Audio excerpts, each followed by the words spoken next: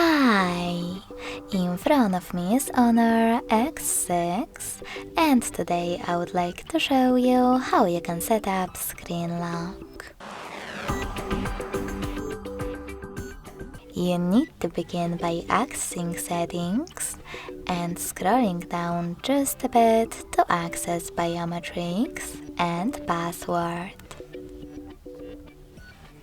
Following that, click on Lock Screen Password and tap on Change Unlock Method.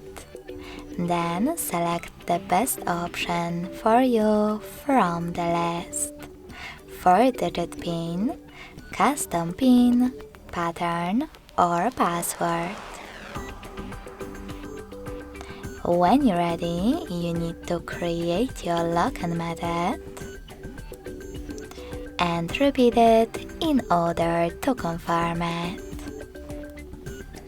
Then choose Done at the bottom right corner. If you wish to add your fingerprint as well, you can click on Add in the pop-up. If you don't want to do it now, just click on Cancel. So now when I switch off my screen, then switch it back on, I can see that pattern is now required. Thanks so much for watching. If you enjoyed this video, leave a like, comment and subscribe. Bye!